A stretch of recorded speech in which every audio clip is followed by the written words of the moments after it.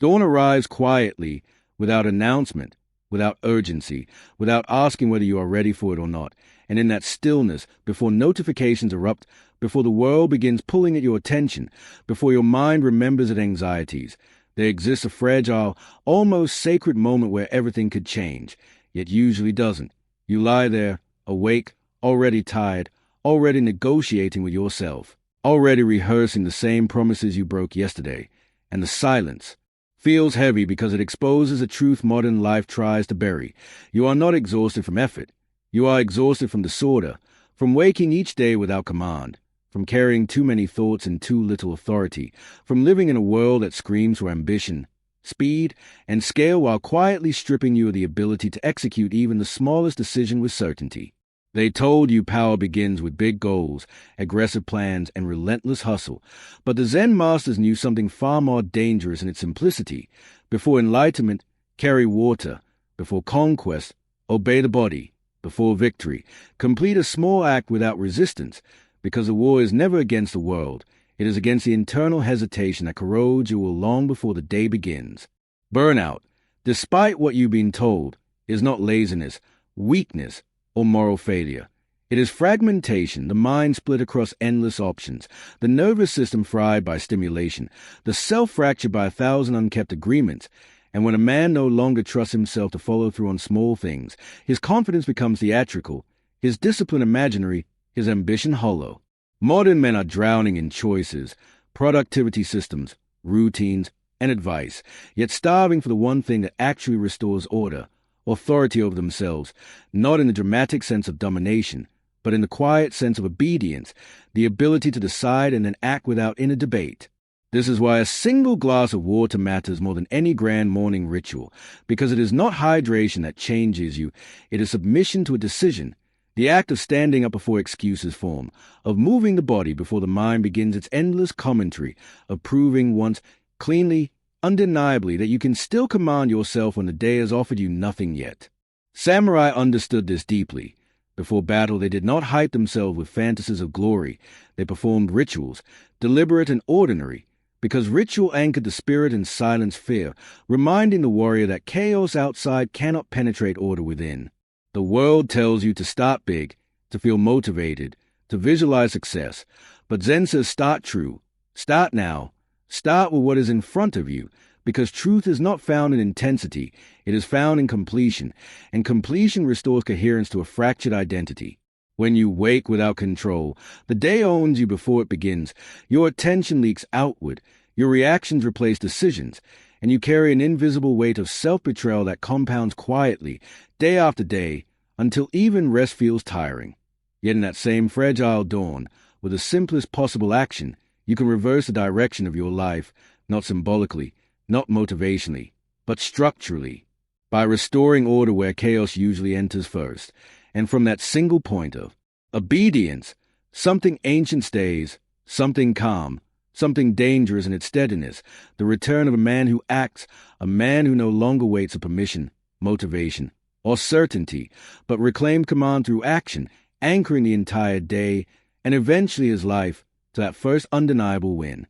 This moment is small, almost insulting to the ego, yet it is precisely here that power hides, because simplicity leaves no room for excuses, no place to perform, only the raw truth of whether you act or hesitate when nothing is stopping you.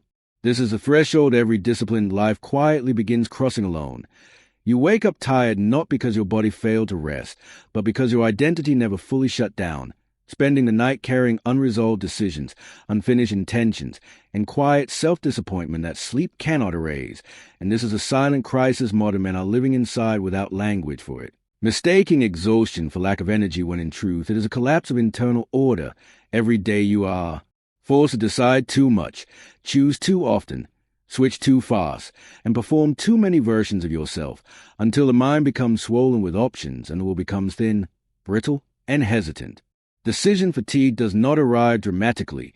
It accumulates invisibly, each notification asking for attention, each plan demanding optimization, each promise whispered in the dark and abandoned by morning, until eventually even simple actions feel heavy, not because they require effort, but because they require trust, and trust has been eroded through thousands of small betrayals you no longer consciously remember. Dopamine overload sharpens this decay, training your nervous system to crave stimulation without completion, reward without effort, novelty without depth, leaving you restless even at rest. Scrolling not for pleasure but to escape the uncomfortable silence where your own inconsistency waits. Modern productivity culture, disguised as salvation, quietly worsens the paralysis by telling you to optimize everything, track habits, design systems, engineer mornings, measure outputs, yet in doing so it multiplies points of failure, giving the mind endless places to hesitate, judge, and postpone, until overplanning becomes a socially acceptable form of avoidance and complexity masquerades as intelligence. The samurai would have recognized this immediately, because Bushido demanded rectitude before courage, meaning right action precedes boldness, clarity precedes confidence, and a man who cannot govern his smallest behaviors has no claim to grand intentions. Fatigue, then, is not an energy issue. It is an identity fracture, the exhaustion that comes from waking each day unsure whether you will follow through on what you tell yourself, from living inside a body that no longer trusts a voice giving commands. Motivation dies in this environment because motivation feeds on belief, and belief cannot survive where trust is absent. The mind stops offering energy when history shows it will be wasted, so it withholds drive as a form of self-protection, leaving you feeling hollow, apathetic, and strangely numb despite wanting more. Zen understood this collapse long before smartphones, teaching that the mind cannot be ordered through thought alone, because thought is where disorder multiplies, but the body, when moved deliberately, pulls the mind back into alignment, restoring coherence through action rather than analysis. The modern world tells you to fix yourself by thinking harder, planning better, and optimizing systems, but the samurai truth is quieter and far more unforgiving. Master one thing first, because authority is rebuilt at the point of obedience, not ambition. Every unkept promise teaches the nervous system that intention is optional, that delay is safe, that comfort will always override command, until eventually even waking up feels like resistance because the day represents another opportunity to fail yourself. This is why sleep no longer refreshes you, because rest without resolution does not heal, it only pauses the damage, and the moment consciousness returns, so does the weight of fragmentation. Yet buried beneath this crisis is an opening, because authority, once lost, does not return through force or inspiration, but through the smallest possible unit of regained command, a concept ancient warriors embodied without naming. Micro-authority, the act of issuing a simple order and executing it immediately, restoring trust one completed action at a time. This is where discipline is reborn, not as punishment, but as reconciliation between the mind and the body, a quiet agreement that decisions will be honored again. The exhaustion you feel is not permanent, and it is not proof of weakness. It is a signal that your system is starving for order, waiting for you to stop optimizing the future and begin commanding the present. One deliberate act, one restored promise, one moment of alignment that tells your nervous system, finally, that you are safe to move forward again, that a glass of water works not because it is impressive, disciplined, or difficult, but precisely because it is small enough that the mind cannot negotiate with it. And this is where its power hides, because authority is never rebuilt through dramatic declarations, but through acts so simple they expose whether you still command yourself at all. Psychologically, the brain does not register promises, intentions, or plans as proof of competence. It registers completion, and each completed action deposits a unit of trust into the nervous system, while each delayed or abandoned action quietly withdraws from it, which is why men who think constantly about improvement feel weaker over time, not stronger, because thought without action trains the system to associate intention with disappointment. Neurologically, the body is a gateway to belief, not the mind, because belief is not a concept but a felt sense of reliability, and reliability only emerges when signals between decision and execution are tight, immediate, and consistent. This is why Guoji, the ancient principle of practice without gap, mattered so deeply in Eastern training, because the moment between intention and action is where doubt grows. Ego interferes, and comfort negotiates control away from command. When you decide to drink the water and your body moves without pause, something subtle but profound occurs. You collapse the gap where hesitation lives, teaching the nervous system that decisions are meant to be obeyed, not debated, and in doing so you restore a chain of authority that modern life has stretched thin to the point of breaking. This is not motivation, because motivation is volatile and dependent on emotion. This is obedience, calm, grounded, and unemotional, The same obedience samurai cultivated through ritual, knowing that courage on the battlefield was built long before combat through thousands of small, disciplined acts performed without resistance. Completion matters more than intensity because intensity feeds the ego while completion feeds identity, and identity is what carries you forward when emotion fades. Kaizen was never about improvement as a concept, but about momentum as a structure, the 1% loop where each small win reinforces the next, creating an upward spiral not of excitement, but of trust. When you drink the water, you are not proving strength to the world. You are repairing a private contract with yourself, one that says, "When I decide, I act." And this line, once crossed repeatedly, redraws the boundary of who you are. Musashi's warning to do nothing that is of no use was not ascetic minimalism. It was strategic clarity, the refusal to waste attention on actions that do not build command, and few actions are more useful than the first one that sets the tone for obedience. The body must move before the mind believes because belief is retrospective. The mind explains what the body has already proven, and when the body acts decisively, the mind follows with alignment instead of doubt. This is the identity shift most men never experience because they keep waiting to feel ready, energized, or inspired, living inside the phrase, "I feel like doing," which places authority in emotion, a ruler that changes hourly and obeys comfort above all else. The glass of water initiates a transition into a different sentence entirely. I do because I decided, a sentence that does not ask permission from mood, circumstance, or opinion, and once this sentence is embodied, not repeated, it begins to govern everything that follows. What begins as water becomes posture, movement, focus, restraint, and eventually character, because authority, once re-established at the smallest level, naturally seeks expansion, moving outward from a body into time, like relationships and purpose.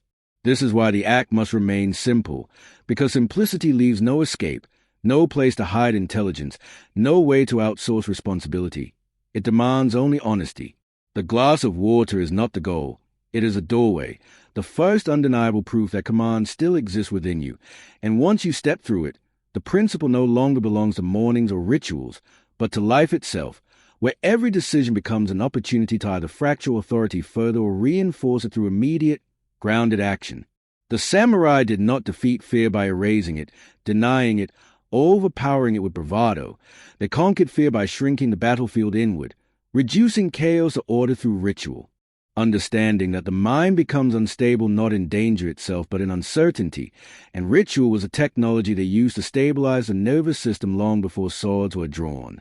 Before battle, a samurai would dress his armor in a precise sequence, each movement deliberate, familiar, unhurried, not because the armor required it, but because the mind did. In those small, repeated acts, the future collapsed into the present. Fear lost its narrative power, and attention anchored itself to what could be controlled right now. Ritual was not routine, and this distinction matters deeply, because routine is mechanical repetition done unconsciously, while ritual is repetition performed with presence, meaning, and intention. Routine numbs, ritual sharpens, and the samurai never confused the two.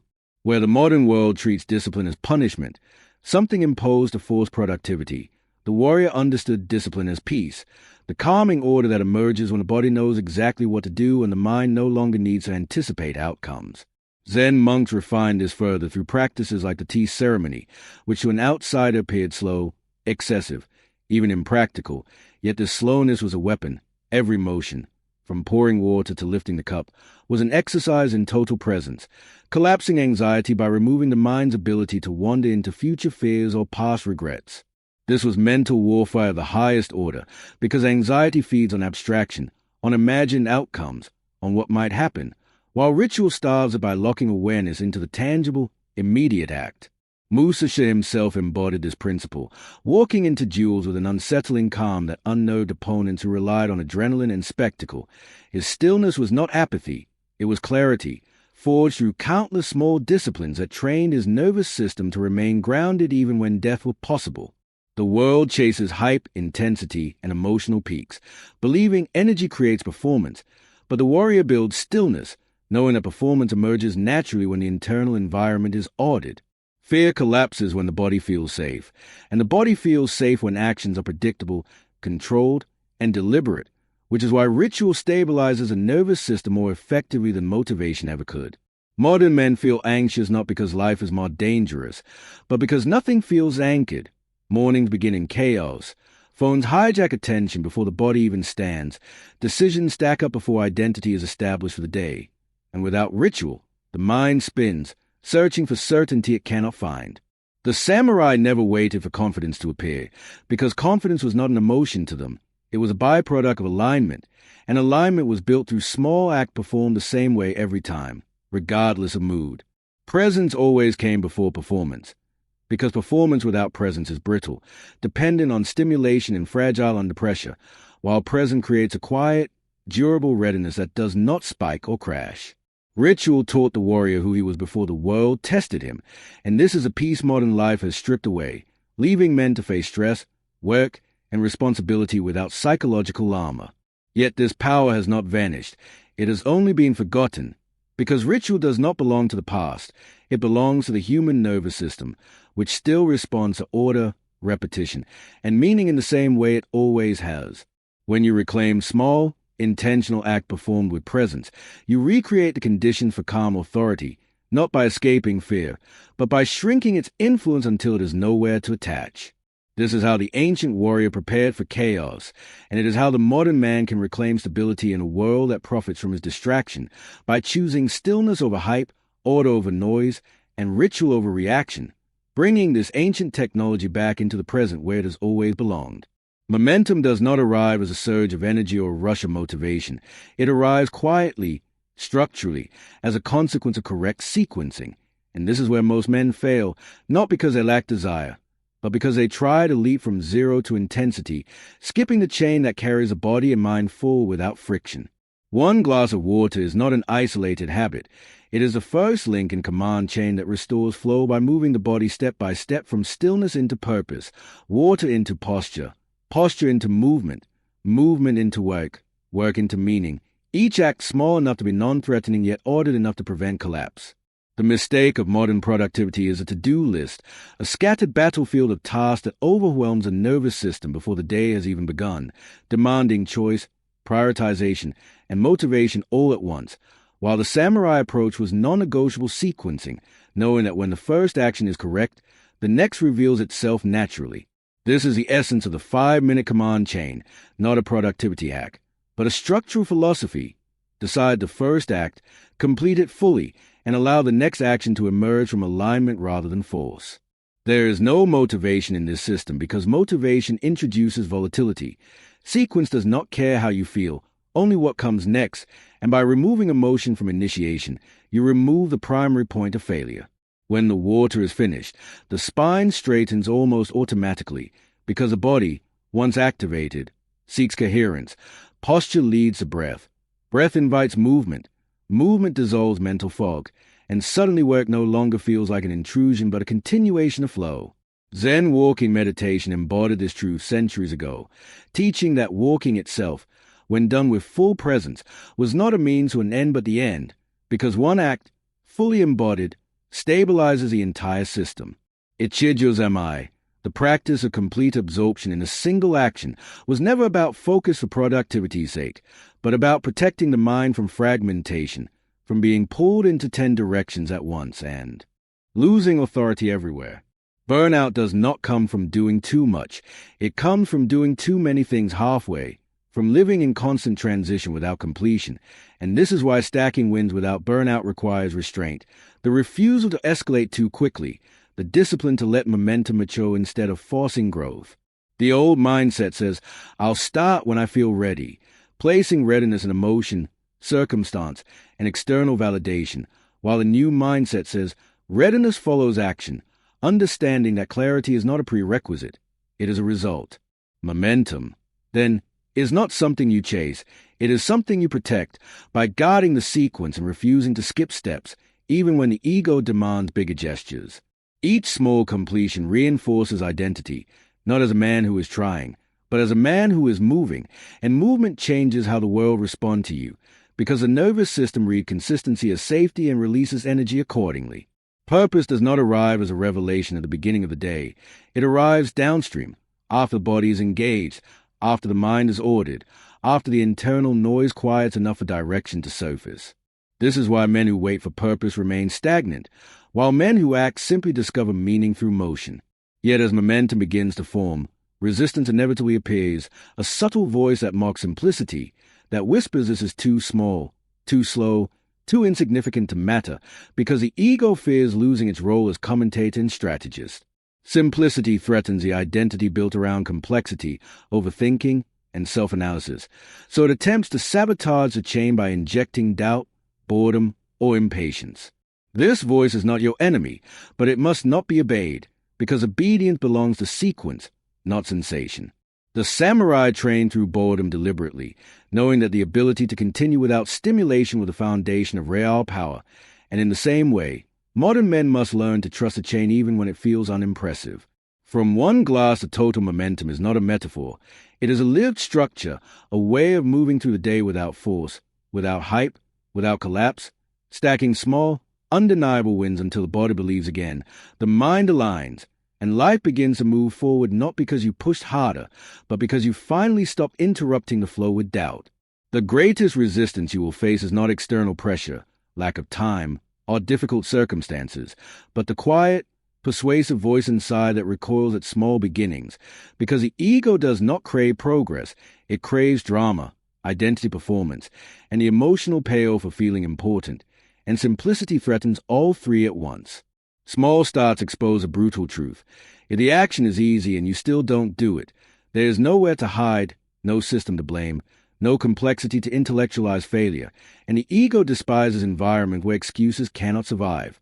This is why the mind instinctively devalues simple acts, labeling them pointless, inefficient, or beneath you, while simultaneously elevating complex plans, grand visions, and future transformations that require no immediate obedience. Ego lives in abstraction, because abstraction delays judgment, whereas execution produces instant evidence, and evidence is dangerous when it reveals inconsistency. Comfort disguises itself as intelligence in this process, whispering that waiting is strategic, that thinking is preparation, that rest is necessary, when in reality comfort is often slow decay, a gradual surrender of capacity masked as self-care and caution. Simplicity feels threatening because it removes stimulation, and stimulation has become the modern anesthetic for dissatisfaction. When things are quiet and small, you are forced to encounter your actual relationship with discipline, not the version you imagine or admire. The fear beneath this resistance is rarely named, but it is powerful, the fear of discovering your real capacity, because if you begin simply and remain consistent, you will eventually confront how capable you actually are, and that responsibility is heavier than failure. Many men unconsciously prefer stagnation to growth because stagnation preserves identity. Growth demands adaptation, standards, and the eventual loss of comfortable excuses. The samurai understood this enemy intimately, which is why their training was deliberately repetitive, boring, and stripped of novelty, because boredom was a crucible where ego dissolved and mastery emerged. Training in boredom was not punishment, it was filtration, separating those who required stimulation from those who could act without it, those who needed praise from those who were anchored internally. Mastery through repetition taught the warrior to obey form even when emotion resisted, to move correctly even when the mind wandered, because real combat does not reward creativity under pressure, it rewards reliability. The modern mind rebels against this because it has been conditioned to equate excitement with meaning, forgetting that meaning is built through consistency, not intensity. Ego wants the story of transformation without the structure that produces it, the feeling of becoming without the discipline of being, and when you introduce small, non-negotiable acts, ego senses its influence shrinking. This is why resistance intensifies right before momentum stabilizes, because the internal hierarchy is shifting, authority moving away from emotion and back into action. Comfort will argue that you deserve more rest, more clarity, more certainty before committing, but this is not wisdom. It is preservation of the status quo, and the status quo is what created the dissatisfaction in the first place. The samurai cross a line modern men hesitate at. They accepted discomfort as neutral information, not a stop signal, understanding that discomfort often marks the edge of expansion rather than danger. To move forward, a line must be crossed internally, the line where you stop negotiating with sensation and begin honoring decision, where resistance is acknowledged but not obeyed. This is not force, it is commitment, The quiet resolve to continue even when the act feels unimpressive, unexciting, or beneath your imagined potential. On the other side of this line, ego loses its leverage, comfort loses its authority, and simplicity transforms from threat into refuge, because repetition no longer feels like confinement. It feels like grounding. This is the moment discipline stops being something you attempt and becomes something you inhabit. And once that shift occurs, the enemy within no longer disappears, but it no longer commands, and that is all that is required to move forward. This is the moment where consumption ends and commitment begins, not loudly, not publicly, not in a way that seeks validation, but internally, where identity is actually forged. Because transformation does not occur when you agree with ideas. It occurs when you declare a standard and live inside it without negotiation. An internal declaration is not a promise fueled by emotion. It is a boundary drawn between who you have been and who you are willing to become, and it requires no audience because its power comes from alignment, not recognition. You choose one morning act, not because it is impressive, but because it is repeatable, controllable, and immune to circumstance, and you perform it daily without debate, without bargaining, without waiting to feel ready, understanding that escalation is forbidden until obedience is automatic. This restraint is a lock that seals identity in place, because the ego always wants more, faster, bigger, but discipline matures only when you protect the smallest act until it becomes part of who you are, not something you do. Each morning you act before the mind speaks, before excuses form, before comfort asserts its authority, and in doing so you teach the nervous system a new truth. Action precedes emotion. Clarity follows movement, and self-respect is built through consistency, not intensity. This declaration rewires how you relate to yourself, because instead of asking, "Do I feel like it?" you begin asking, "What did I decide?" And this single shift collapses years of inconsistency, removing emotion from the command chain and placing authority back where it belongs. The path is revealed by walking, not by planning, visualizing, or waiting for certainty. And Musasha did not wait to feel ready because readiness is not a feeling. It is a condition produced through action repeated under resistance. Each completed morning act becomes a quiet vote for the man you are becoming. And over time, these votes accumulate into identity, solid, grounded, and undeniable. You are no longer someone trying to be disciplined. You are someone who acts first and thinks second. Someone whose word carries weight internally.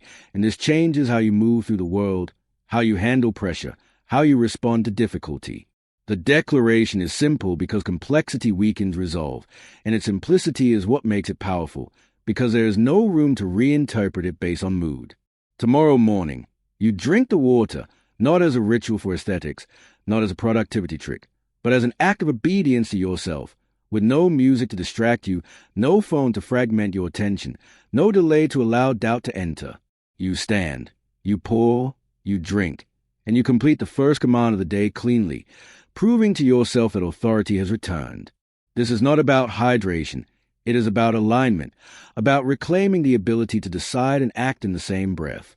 From this point forward, you stop waiting to feel like the man you want to be and start behaving like him in the smallest possible way, trusting that identity follows action, not the other way around. This is where the cycle breaks, where burnout gives way to momentum, where discipline stops being something you chase and becomes something you embody. Begin before the mind speaks, and let the body lead you back to yourself.